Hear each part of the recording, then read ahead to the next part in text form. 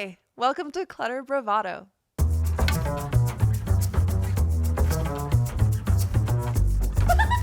Yes, and It's the energy.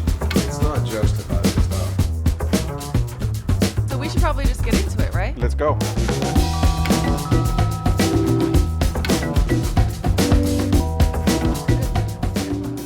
Good morning, live from the Kimberly Denman studio in Los Angeles. This is Clutter Bravado. I'll fucking Honestly, you're doing great at that. It's I'll fun. keep practicing. It's fun. It's I'm trying. Today's episode is going to be a little bit different. Yep. It's just us. It's just Elyse and Laurent having a chat, talking to each other.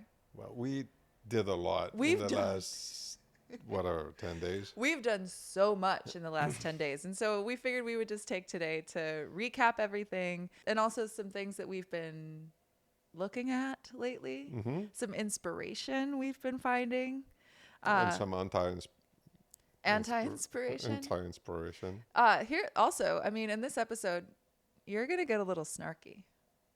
I'm going to try to not be an old French, how do you say it? Curmudgeon? Yes. You're not, I don't think old French curmudgeon is something that you have to worry about being, because I don't think that you are. No. What I do think is that maybe there's like a healthy dose of pretension. But listen, I have been told throughout most of my life that I can be quite opinionated. You've told me that also. And I think that in that way, that the two of us, we can have like a medium dose of potentially pretension, but there's a part of me, I mean, all right, how do I say it nicely? Yesterday was so bad that there's part of me that actually is doubting. Are we just going to go into it right away? No, we're just going to mention the fact that in the pretension, it was so bad that I'm actually doubting myself. Oh yeah. I'm wondering. All right, let's get to it in the way. Should we just get it out of the way? I'm going to describe it. Yesterday, we went to the Pasadena Showcase House. The Pasadena Showcase House. Because Yes. of many reasons, it took me 2.5 hours to get to Pasadena from. So I left here. I went to pick you up. Yes. Then we drove to Pasadena. We had a problem with the car. We had to stop a little bit. There was a take lot the of streets. steps. Yes, exactly. Tried to go to lunch, which was a Did failure. not work out. Yeah. And then parked at the Santa Anita Park. Yes. Park, and then we had to shuttle. So by the time we got to the house, it was 2.5 hours in the car from me. Now, I was 10 miles away from the Talmadge in Yes. Pasadena. So Yeah. 10 miles, 2.5 hours. And then when we walked into the house, I somehow felt that I was 500 miles away from LA, and that was 40 years back from 2025. So Okay. there was a lot of distance traveling that was kind of not distance traveling, and time traveling that was definitely not time traveling. So it put me in a mood where it was a little bit of a twilighty zony Yes. kind of thing. Yeah. So I don't know how to explain it. Would you say that maybe your usual sensibilities, patience, and understanding in a situation like that maybe that was worn thin by the fact that you experienced car trouble? Well, first, having to drive across LA to come pick me up in the valley, and then driving to Pasadena, having car trouble on the way there, having to take the streets, driving through all of East Los Angeles. It's possibly just not the house's fault, but Yeah, well, okay. It didn't help. All I'm saying is that you started off in an already mildly irritated space, right? Also, you were dehydrated. that must be it. I know that when I get dehydrated, I turn into a raging bitch. When I need food and water, if I don't have those two things, I am not fun to be around. So But I we wouldn't stopped- necessarily say that about you. It could. But when we stopped at But the cafe we over did. there, We did. and the couple before us were asking for a gin and tonic and a Jameson, I regret not drinking anymore because it would have probably helped I'm sorry. To be but fair, also, it was Mother's Day yesterday. So there was a different kind of crowd, maybe. there was that too. There were a lot of personalities in the building. Um, So I'm going to be positive. yes. So we got that out of the way. So first, we went to the Pasadena Showcase House. You arrived a little cranky. And the organization of that house is fantastic. So I'm going to be positive. Okay. That organization, I was impressed. Okay. The little shops, the cafes, the amount of volunteers that are guiding you through the house. The house is a beautiful house. And we saw, I love that carriage house. The carriage house, yes. I thought that was really well done. So let's move slowly through it because I want to. No, I need to move fast. I That thing, I have understand. PTSD. I need to So the house. we went through the house and then we understand. went to the carriage house and it was great. The house was built in the 1920s, and What a property. it's a beautiful property. There is a gorgeous tree in the backyard. Like the land is stunning. We also missed The landscape was nice though. yes, the Whoever landscape was did the nice, and they landscape. also had landscape designers coming in and working with that. So they did an incredible job, I'll say. And I agree with you that like everyone was so helpful. Everyone who was working there was really kind for the most part. For the most part. Yeah. No, I mean, look, that was. It was a long day, and people were dealing with a lot of people. So we were there in the late afternoon. Yeah, no, yeah. fully For all understand, that, yeah. They were really Considering good. Considering it was incredible. hot. Yeah. They saw, Yes. 1,500 or 2,000 people. Yes. I thought that at 4 o'clock they were incredible. Incredible. Yes. So, so what they encourage you to do is to start with the carriage house. We started with the main house, but I want to talk about the carriage house first because I was enamored with it. I thought it was absolutely wonderful. The designer is Kirsten Blazek, and from 1,000 Times Better Design. Yeah, like that. I love it. Like that was honestly my favorite part of the entire tour. All of the rooms in the house, I will say that the carriage house won for me. It's really cute. When you walk in, it's a very small house. So it's a living room with a very small kitchen.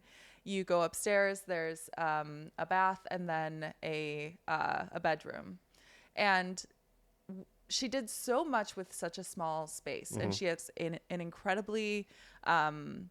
like everything also flows really intuitively. The design like keeps you sort of moving through the house, but it also allows you to feel really rested and serene in every corner of the space. She used a really beautiful wallpaper that wasn't too loud or too busy, but still had a lot of like fun. Added some dimension to again a fairly small space. The way that she incorporated the staircase, because the staircase is right next to the kitchen. When you walk in, you see kitchen, staircase, living room. It's all right there. And the kitchen, there were so many little details in the kitchen that I had pointed out. She used like a walnut paneling that was stunning. Yeah. It was really, really beautiful. The slabs that she chose are really lovely. There was a plaster range hood that I thought was a really nice element of the space. And initially, because you can see the before photos in all of the rooms, and it was I'm not gonna lie, pretty hideous in there. Well, I mean, yeah. to look at all the photos of the I'll be positive, all of those designers invested a lot of time Yes. to restore that house, because to what we saw in pictures, that was just They were really rough. working with a pretty blank canvas. Yeah. But there was also in the house itself, there was a lot of really really lovely woodwork. And there were some built-ins that were left in there. The flooring is really lovely. There was like a coffered ceiling in the living room, I believe. That was Beautiful, lovely, yeah. beautiful. And those were left, and most of the designers left the details of the house that were a part of the initial architecture. But again, there was so much work put into everything. There was so much money put into everything. I mean, they really, there was a lot of I'm attention to impressed. detail. Yeah. Yeah. So The primary bedroom was cool. The primary bedroom was wonderful. That was Plaster and Patina. Alexandra Azul, I think is how you pronounce her name. I don't want to mispronounce it, but it was Plaster and Patina is the design studio that did the primary suite. And the primary suite, I loved. I like that too. Yeah, I loved it. The way cool that art. Yeah, the art was really lovely. That bed was, I liked that. The bed itself. So the bed itself, they moved it away from the walls, so it was kind of in the center, almost in the center of the not in the center of the room, but it was a few feet off of the wall, and I thought that it added a lot of dimension into the space. They also used bookcases that were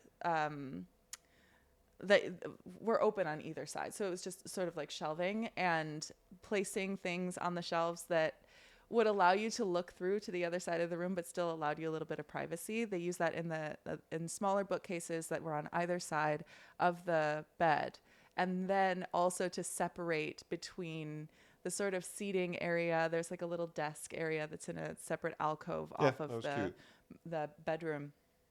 Almost like a sunroom, it felt like, because there was beautiful windows, and it was a lovely little alcove over there. Yeah.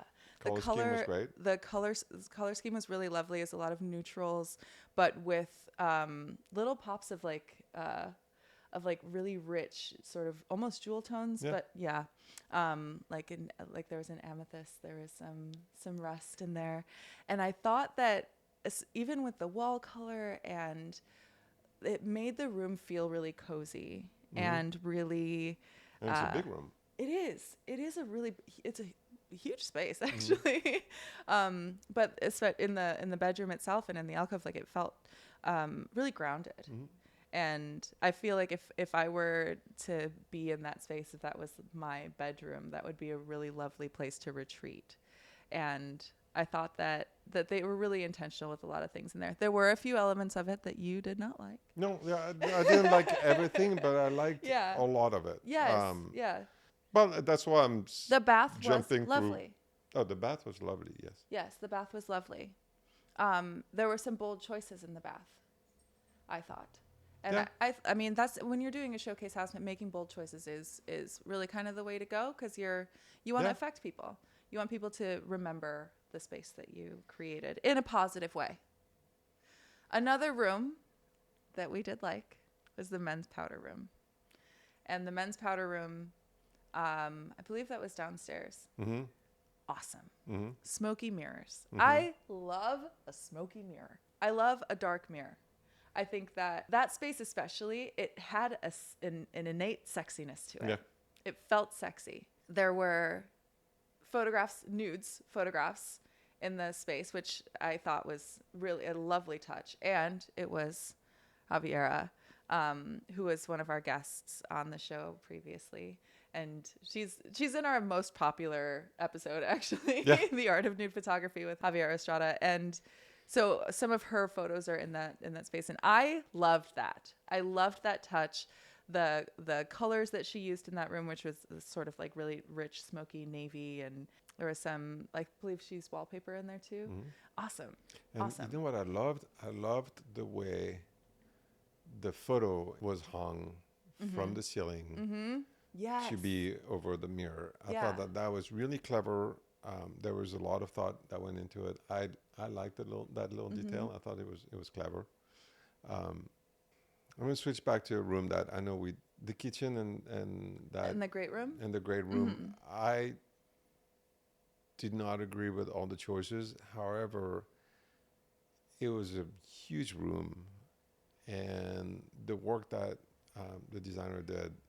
The amount of work was stupendous. Yes. So just to give anyone who, if you're not anywhere near the Pasadena Showcase House, I do highly recommend that you go check out their Instagram, because you'll be able to see all the rooms that we're talking about. And as well as we can describe them, it does help to have the photos too. So you can go check those out. And it's also on the website for Pasadena Showcase House. So the kitchen and the great room, I'm sorry, I cannot remember the name of the designer for that. Yeah, personally. I don't either, but I agree with you in a lot of that. It was a huge space. I don't think I've ever been in a kitchen that large before. Yeah, no, I mean, this one was big, and lots of challenges to make this place, this room. I would have a tough time figuring out, what to do because it was so big. Yeah. And I thought that, considering that it's a showcase house, and she did well. I mean, there, a couple of things that I would not have done, but it was. That's something that is really interesting though about looking at other designers' work, is that when you're in a space, like the designer is working with a client, and in this case, the designer is working for the designer. So they obviously are working with the Pasadena Showcase House, like interior design board.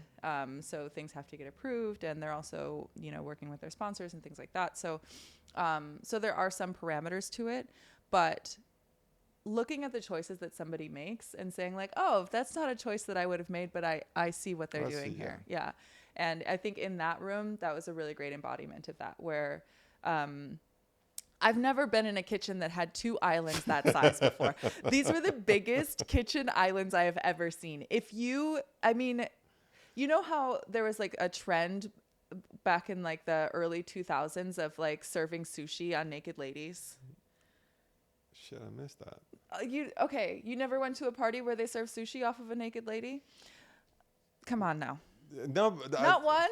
No. How have I been to a party like that? You're fancier than I am. Okay, that's not true. Well, apparently so. I did. I was modeling, so I go to like fashion parties. See what I mean? That. Okay, so that makes sense. But if you did that in this kitchen, you could put you could 6, have 3, 3 on each. 3 on each easily. You could if you put a blow up mattress on either of them, you could easily sleep 6 people.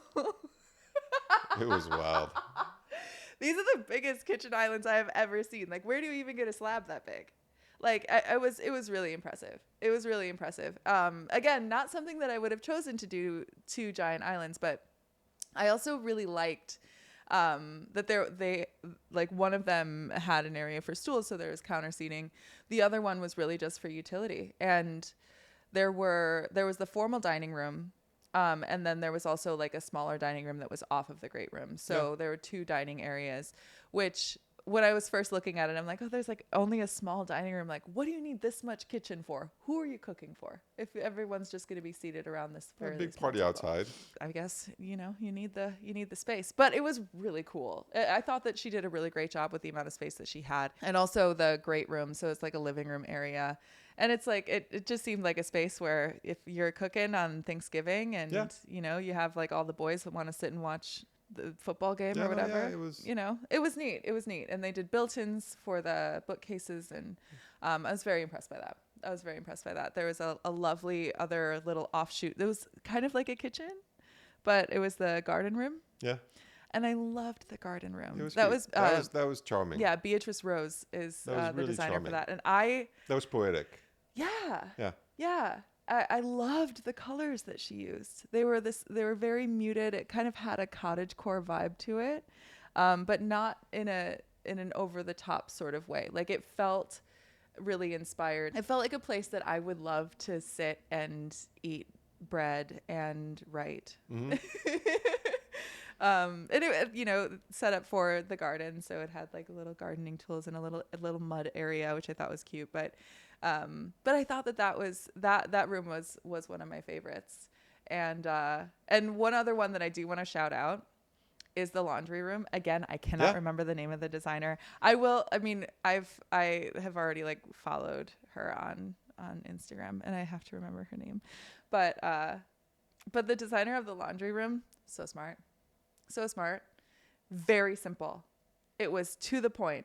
This is a laundry room. You have everything that you need for storage. These little pull-out hangers where you could hang your clothes to dry. And it was so smart. It was a perfect use of such a tiny space. But it made me trust her as a designer, where I'm like, oh, if I come to you and there's something that I need to get done, you're going to do it. And you're going to do it in a smart way without making it too over the top. Now, all of that being said, there were other rooms. And I think I'm going to leave it as there were other rooms. All I have to say is this one thing, okay? I'm not going to be mean, but an AI art piece, let me rephrase, an AI image printed on a canvas, put into a frame, mounted above the mantle as the centerpiece of a room. And I I'm keeping listen. my No. mouth shut. Ooh. And here's the thing. I had a gut feeling. I'm like, why does that piece of art it's standing out to me. Something about it seems off. I look at the letters. I can't talk more about this because then the designer is going to know. Oh, but he that I'm already talking. knows if he watches I that. understand. But And here's it's the fine. thing. Like I love creativity, and I think that room was incredibly creative, and I'm going to give it that. I will say that it was super creative. It was neat. This is where I draw my line. Okay. This is where I'm like, we have to have a conversation as a culture. AI art should not be framed on your wall. In the showcase house, yeah, for sure. Especially in a show, but also in your home. Like there are so many artists. Right. There are people whose souls and entire life has revolved around their artistic expression using paint, using charcoal, using pastels, colored pencils, using any of these tools that we have available to us. Art is something that is created by man, period. Woman, obviously, but by a human being. Now, I know a lot of artists that use AI for their artistic expression. That's a whole other thing. One of my dear, dear, dear friends does that, okay? And I respect you. The way that she uses it is in a really creative way. But all I'm saying is, I think that she would probably agree. Probably. To have it printed on a canvas, no less. Like, on a canvas? Why does it need to be on a canvas so I can believe that like, why lie to me? Like, don't lie to me like that. Print it on a poster. Look, you know what I mean? This is the only thing that I will get really heated about. That bums me out. AI art printed on a canvas, framed and placed above the man. Imagine that this piece, you have a beautiful, beautiful painting above your mantle, above your fireplace. It is the centerpiece of the room. This painting is stunning. It is gorgeous. It says something. It sets a mood for the room. Well, that piece set the tone for the whole room. Let me tell you that. Ouch. So there's one room though that I want to talk about. Okay. So it's the teenage girl's room. Are we gonna go into it? Listen, it's a room that I remember. It was okay. So it was well done. There was a whole thing that I actually liked. I just don't know that in 2025, if you put a teenage girl in there, she's not going to jump out the window, but... Okay, but here's the thing. So the person who was in the room, who is representative of the designer and wanted to talk about what the designer's ideas were, said that if you were a teenage girl in that time period, this is what the room would look like. And so it was very much created for that time period. For that time period. So it was strange. But it was well done. I didn't agree. I guess I didn't agree that was the best. But at the end of the day, I do remember that room. Yeah. And it was striking. Yeah. And with all the things that I don't agree with, I thought it was striking. So I want to give her credit for that because there was something there. I know that when you went through it, the first thing, like you had a lot of grumbling that was going on. Well, you were grumbling about it a little bit. And I think that grumbling sort of, and this is what I understand. In the grumbling? In the grumbling. And also I think why I internally may have been grumbling a little bit as well is that if I'm looking for a designer for my home, and I want to get an idea of their style, not just their interpretation of a 1925. Something that's from that specific era. And maybe, a lot of their clientele like has older houses, and they want to create something like that. I think it was a beautiful showcase of all of the art on the walls was hand painted, and I thought that all of the hand painting design was absolutely mind blowing. It was beautiful. I mean, I think that the color that went into that room was stupendous. The woodwork of a lot of the furniture I thought was really stunning, and it's obviously like a lot of vintage like source things. They had an old radio in the corner. Yeah. I thought that was really cute. And I think, but the reason why I internally grumbled a little bit when I walked in, this has nothing to do with them. It was the hottest room in the house. That's true. Poor thing. And I felt so bad for the girl who was in there because she had this fan, and but she was also like holding it together extraordinarily well. Yeah. And I think that maybe little hot. So Possibly. that may have affected it. But also, I guess I am never going to be a teenage girl in the 1920s. And I don't know how many clients of mine or clients of theirs are teenage girls in the 1920s. And so if you want to evoke that feeling, I feel like there's a way to do that without making it like a period room. Exactly.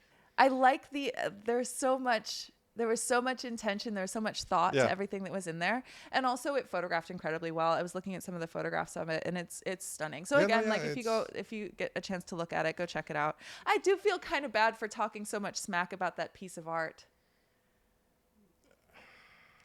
I mean, look, you're not. Just don't get me started on that room. There were a couple of rooms that. Yeah. But having said that, for Deco Showcase House, to finish that the on a positive note. Yes.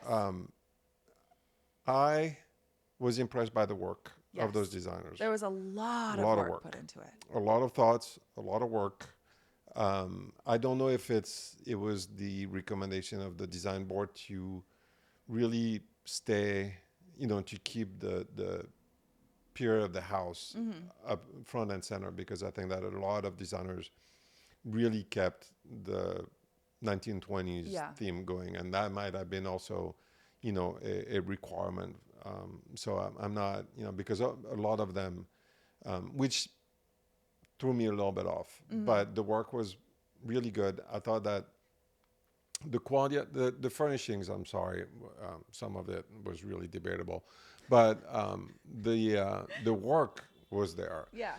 The color palette, I think it was, what's the paint company that was sponsoring it? Was it Dunn Edwards? Dunn Edwards, I think. I believe I so. hope so. Yes. Sorry if it's not. I think it was Dunn Edwards.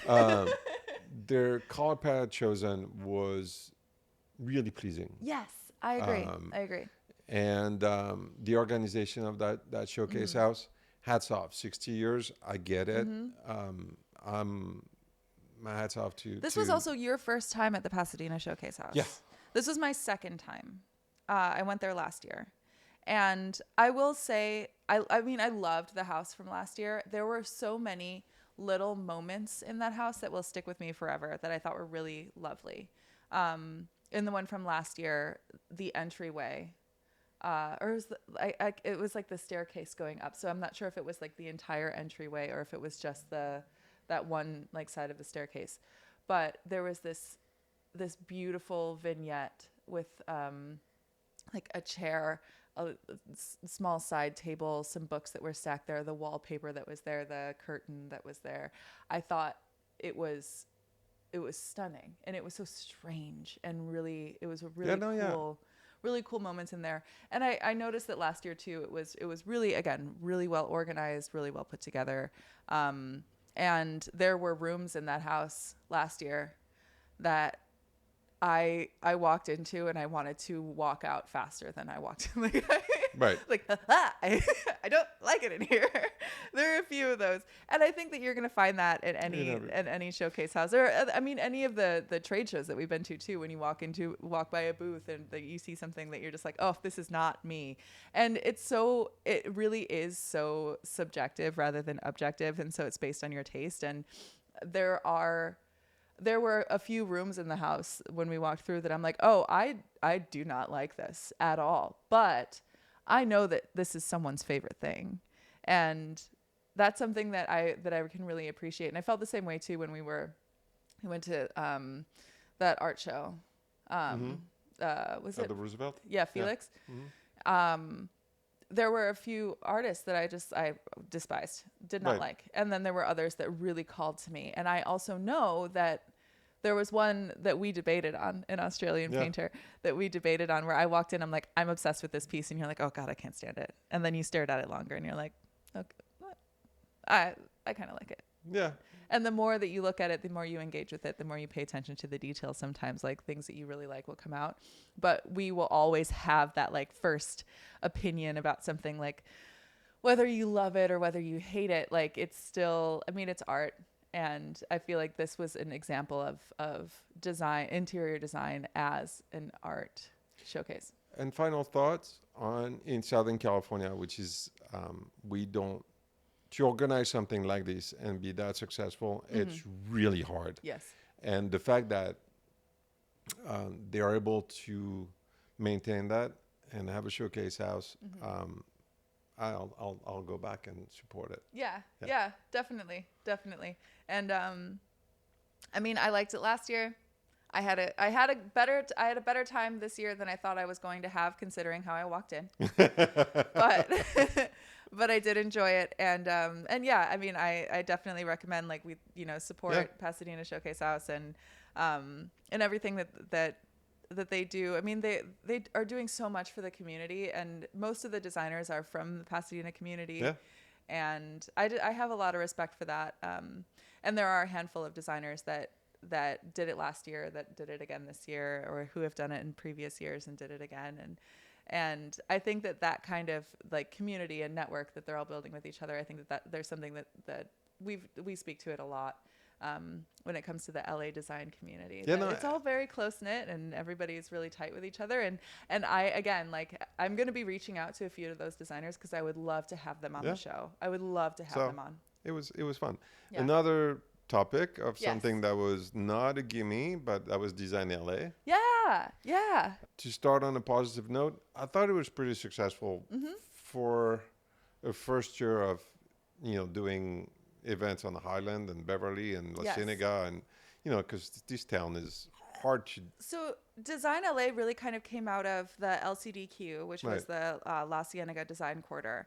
And they would have like Legends every year, or was it two different things? No, it Legends was Legends was. So it's Legends, which was part of LCDQ. So the La Cienega Design Quarter isn't as, I guess, bustling as it once was. There are a lot of shops that have closed, and then a lot of them that have moved in different areas of town. And now Highland, there's Holly Hunt is over there. You have Blackman Cruz over there. You have Apparatus and Ralph Pucci, and I'm missing some. I'm certain. Oh, and BDDW. So there are a lot of showrooms that have sort of spread out through Hollywood. So they wanted to create Design LA, where it's opening up all of those, and you have events and panels and all of those locations. And Guard and Nikki Keogh were part of it. Yes, that's right. On Beverly. And then there were events on Melrose, at Ken Folks, at Ben Soleimani, High Schultz, Gracie. Yeah. So it was... Yeah, and Robertson with Eichholz. How do you pronounce it? Is it Eichholz? High Schultz, I think. Okay. A new showroom. Yeah. Natasha Barandaran on Robertson as well at events there. So it was ambitious. All over. It was ambitious, for sure. There was a lot Tons happening. of lectures, which was... I don't know how it worked. I mean, we're not inside, but, tons of lectures. Yeah. People showed up. It was reasonably busy everywhere we went. Not crazy. Maybe you didn't feel as much of the excitement when it was just on La Cienega, which was... there are probably issues with a 3-day event plus an opening night, which how realistic is it for busy designers to, take off like that? But overall, you know what? It seemed like a success to me. And I think there are a lot of other designers that we've talked to that have felt like it was a There were a lot of real positives to it. There were a handful of windows that were designed. Yeah. And Emma DeRoche did one and incorporated one of your sofas, which we talked about a little bit on the last episode, but we got to see it and go check it out. And she is so talented. I really loved how she brought a lot of different elements about her personality and her character into this space. And her main centerpiece of art was wild, and I loved it. And she also did an incredible job of supporting you and the other makers and artisans that she was really she represented in there. So I mean, she did an incredible job. I adore her. She's such a sweetheart. Her neighbors, that was really neat design. I mean, someone I didn't know, but she borrowed last minute a console from us, and she could not have been nicer. Yes. Both windows were at Modern Rugs. At Modern Rugs, yeah. Also, I'm gonna say this. Maybe this is a little bit polarizing, but I think Modern Rugs may have had one of the best events. They had you know how I am about snacks, right? So they had Thai food, amazing. They had a boba station. True. They had a boba bartender, a boba tender, if you will. All right, I'm gonna be. You didn't miss it. Ralph Pucci had the most delicious food. Okay, you're correct. Wait, I'm wrong on this. Also, this is a big area, not of contention, but this is maybe even controversial. Is it controversial, the fact that Ralph Pucci serves white wine and no food at every party? At every party, they never serve food. and this time around, it was delicious. They had a whole spread, and it was Mendocino amazing. Farms, I think. It was gorgeous, fantastic, amazing. Yeah. Look, we got the heads up about this from Ariane, who works there, and I love her. And when she was like, "Hey, by the way, you have to stop at Ralph Pucci because we're gonna have food," everyone that she said that to were like, "Oh, no way! Ralph Pucci never has food." The showroom looked good. It looks really Apparatus' good. showroom looks fantastic. Always. Adam and David from Black Man Cruise had a good event. Yes. At Apparatus, Bridget Romanek and Jake Arnold had a panel there, which is so cool. So there was some cool stuff. Peter Sandel at Arbinger had a model in the window. Oh. Which was very funny. It was very funny.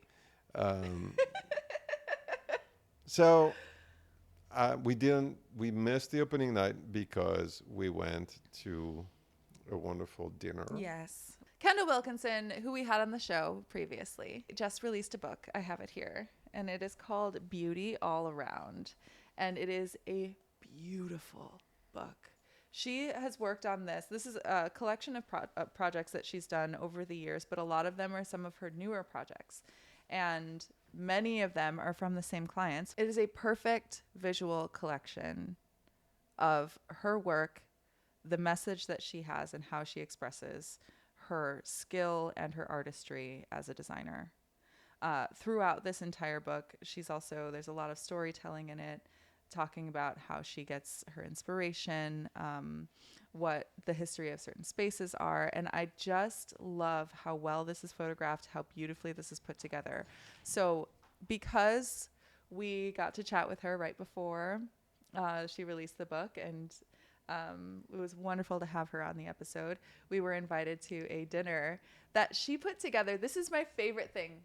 She put this dinner together full of people that don't know each other. And we had the best time. It was so wonderful to talk to so many people that are the only thing that many of us have in common is Kendall. Mm-hmm. And then you find out that, like, you know, one of the people that was there used to be a major client of yours from Habitat. And then you have there's someone there who's like, "You're that chef guy, right?" You're that chef guy. I like that. I love it. She was and Jason. So we had Jason, who we need to have for dinner. Jason Malta, we need to have him on the show. He needs to come on the show immediately. Yes. He's twin sister needs and to be his on the twin show sister. too. We should have First them both and- at the same time. Oh, maybe that would Yeah. be so much fun. Oh my gosh, that would be so fun. So we had an amazing time. Yeah. But more importantly, I love the book, Mm-hmm. and congrats, Kendall. Yeah. Because I don't know. I mean, there are a few pieces from us in the book, and she's been a huge supporter of both Habité and Kimberly Denman over the years, and I'm just so happy that we could do that and have the book, and Yeah. it really means a lot. It was it's really funny. nice. And also we had dinner. This was on Cinco de Mayo, and we had like the best dinner. It was really, really good food too. So Oof. should probably toss that in. And On the other end, oh, are you gonna say it?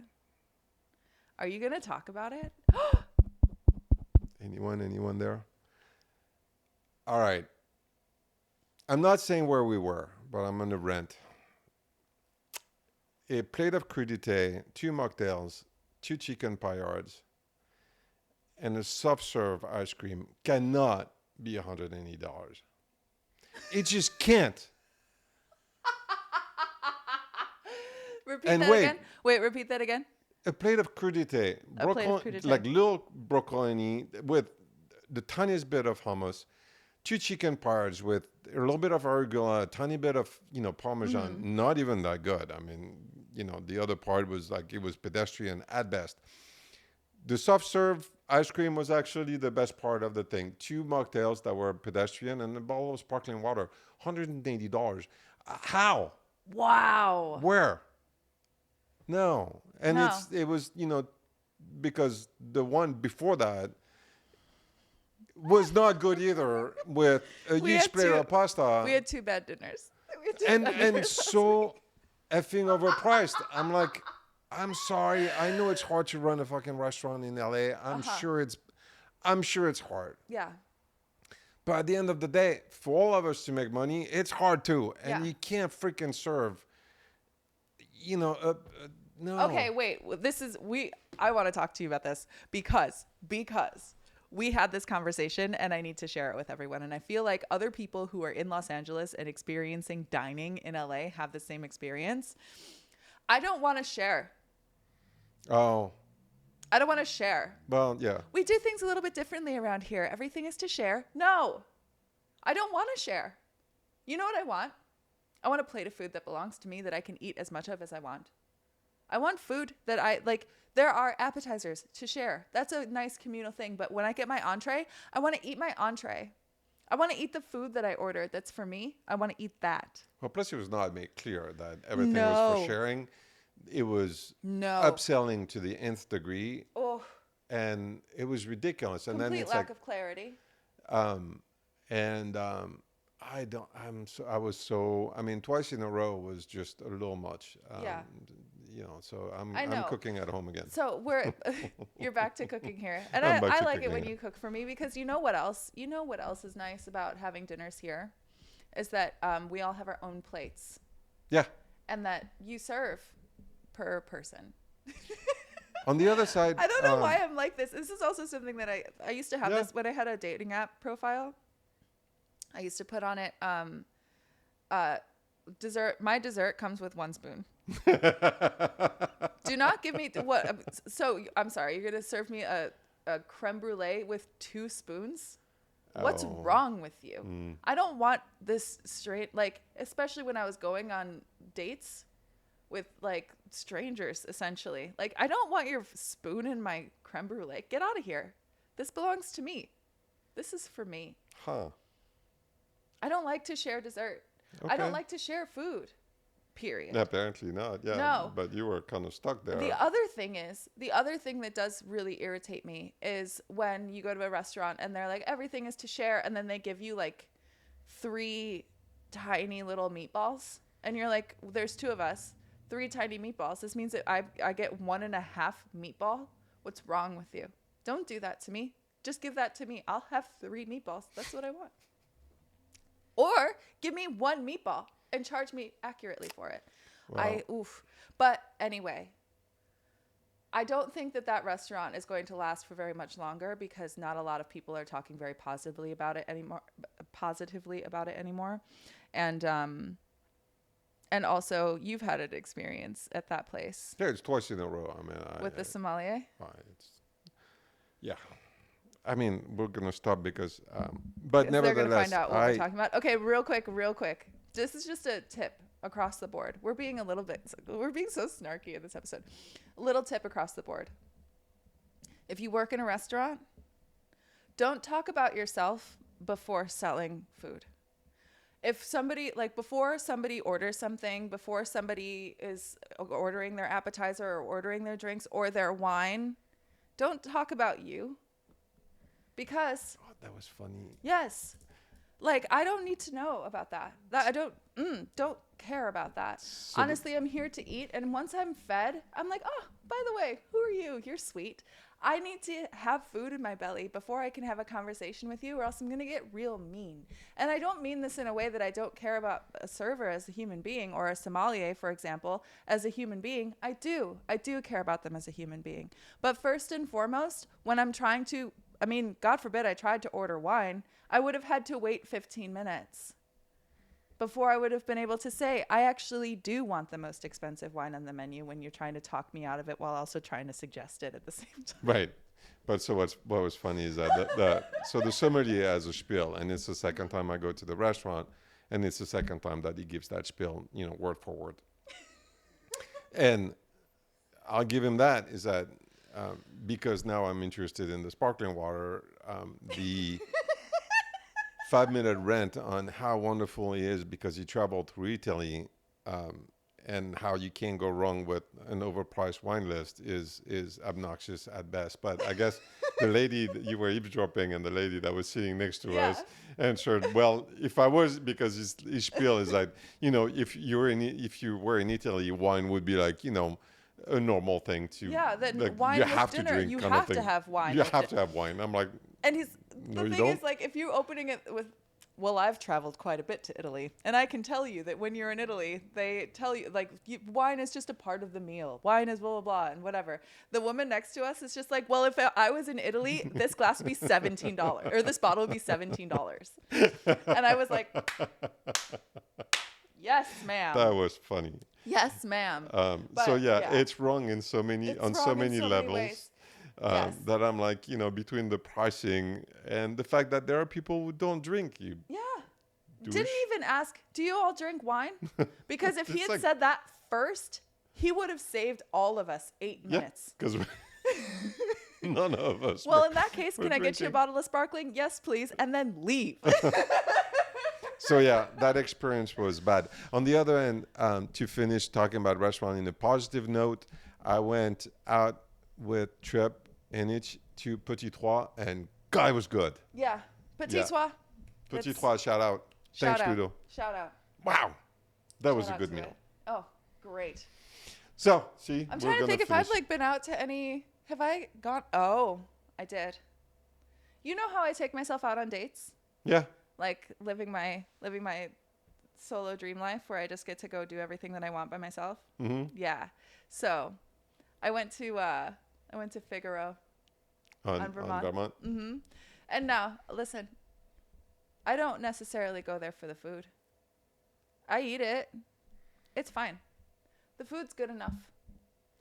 The environment, the ambiance, the people there, and the creme brulee, that's why I go. I love going there. They have one table that I've sat at they sat me at it many times because it's essentially just for one. It's tiny. It's tucked in a little corner by the bar, and you can see everything. And I love sitting at that table, getting my dinner. I had like half a dozen oysters and what was it, like a beef bourguignon, I think, or something like that. You told me that it was a coq au vin. I did get a coq au vin.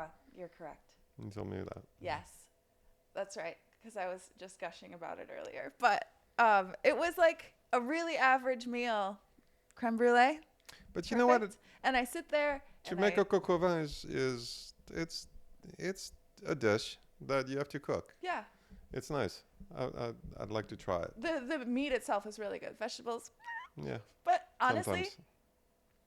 when I just want to have a nice meal by myself, do some people watching, and I bring my notebook, and so I just will write out all my thoughts. That's one of my favorite things to do by myself. And I do it there. I love doing it there. It's so nice.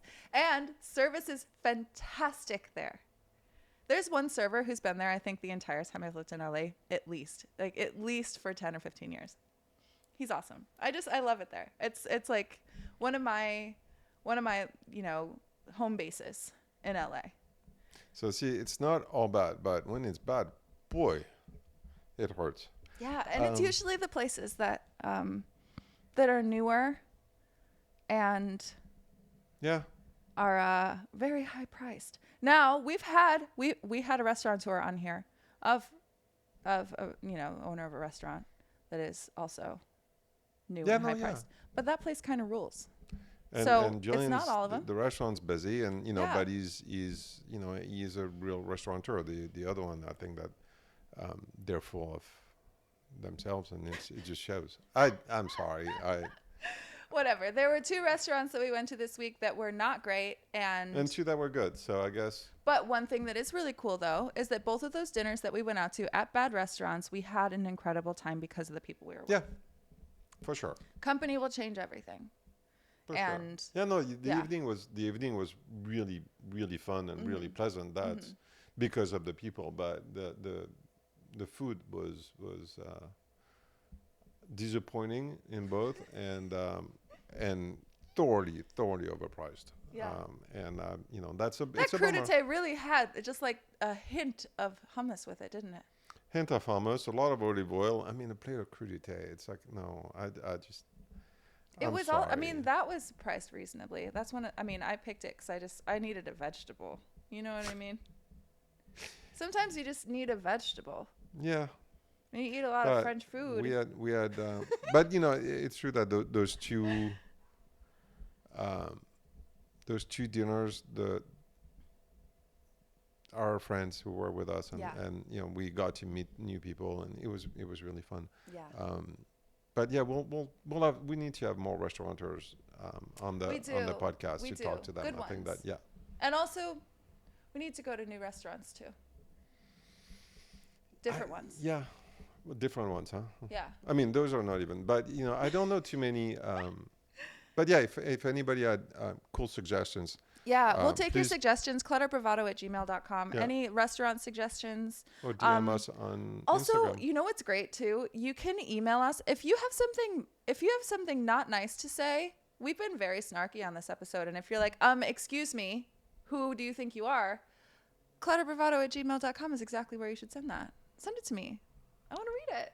Yeah. Don't just keep it to yourself. Honestly, just send it. Just send it. You're also always welcome to comment on our episodes on Spotify, on YouTube. I think you can also do comments on Apple Podcasts if I remember correctly. On our Instagram, throw a comment up there. Whatever you feel. I want to hear your opinions because honestly, right now we've been doing this show now this is our 34th episode. And we get some feedback in the wild from other people in the industry and from people that are listening, but I would love to get yours. I want to know what you think. So send it. You can email us. You can comment. You can DM us. I love reading DMs. Let's go.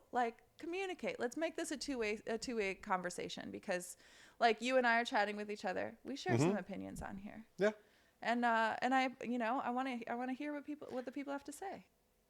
Okay, here's the other thing. Lastly, though, I know that we're wrapping up here, but I want to be clear with you that the reason why I love having you on the podcast and why I love co-hosting with you is because the two of us come from very different backgrounds. We come from very different experience. Time period. Decades. Generations even.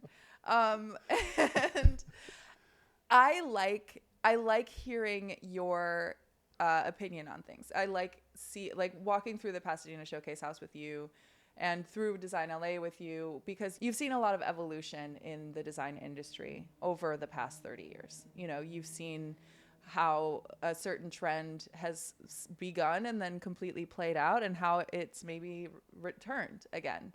And there are some opinions that you have about art too, like the way that someone will use art in a room that I really respect. And I will say that my own opinions, like while I can have strong ones, usually they're very subjective. They're not really objective in the grand scheme of things, looking at the history of something and coming from a really knowledgeable place. But you have good instincts. Thank you.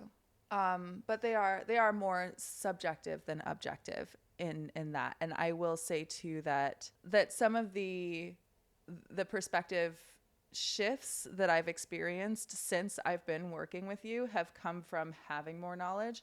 So there are certain things that I'm like, oh, I really like that. And and then I'll learn more about it. I'm like, oh, I see why people don't do that. and not because there's something that's objectively like wrong with it, but when you have more knowledge, you change. Sometimes it changes your opinions. And I like that a lot of mine have evolved.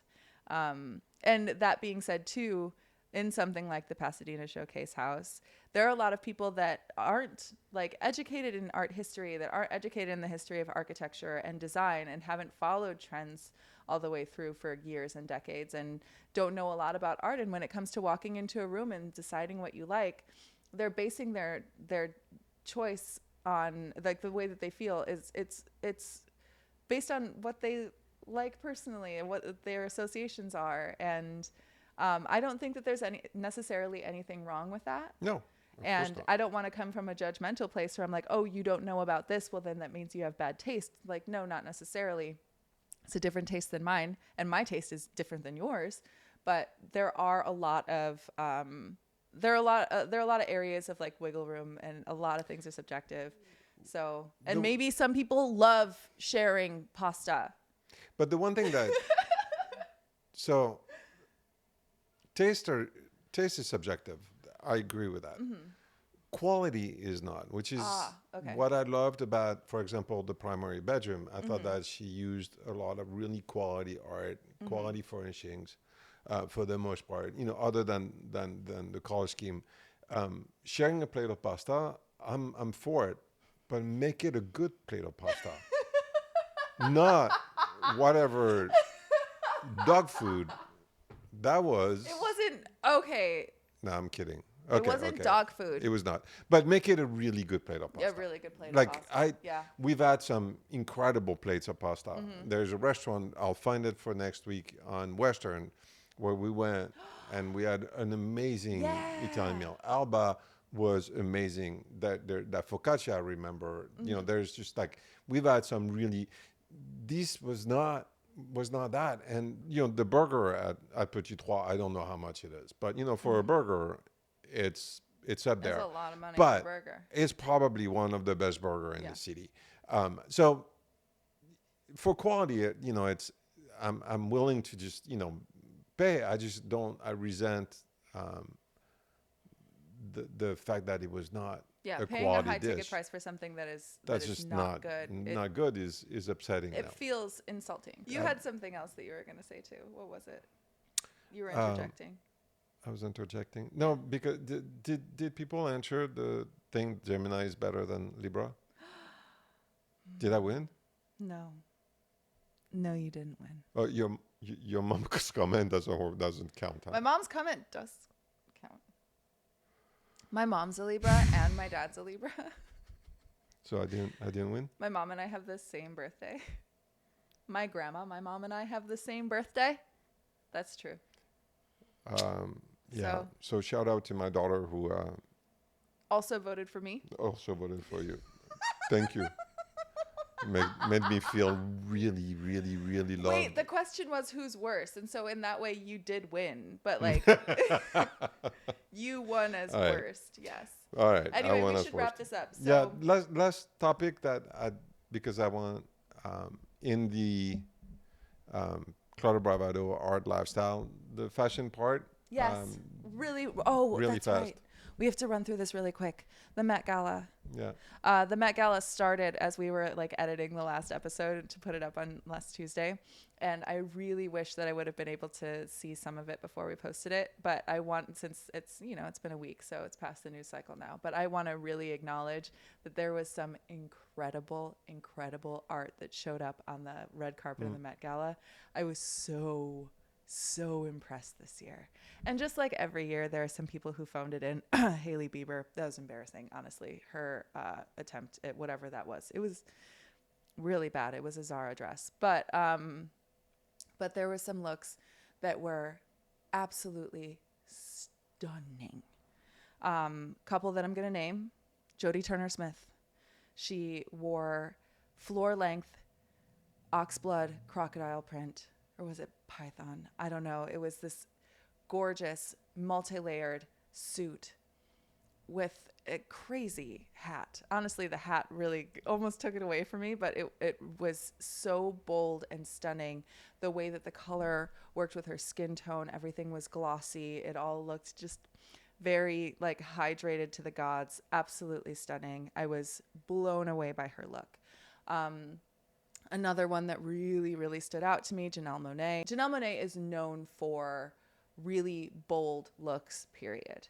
So I've seen Janelle Monáe in concert before, all of the looks on the stage. When it comes to suiting and tailoring, that is what Janelle Monáe is most known for. And I think for that to show up the way that they did, I was mind blown. I mean, absolutely so impressed. Another look that I really want to talk about is Joey King.